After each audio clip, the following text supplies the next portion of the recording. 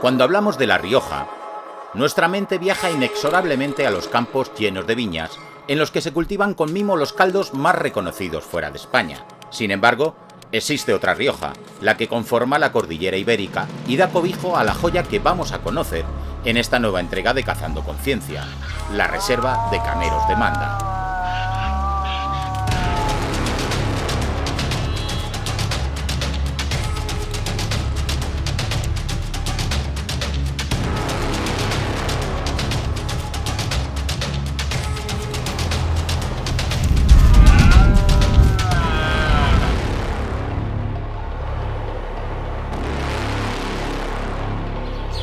Cazando Conciencia,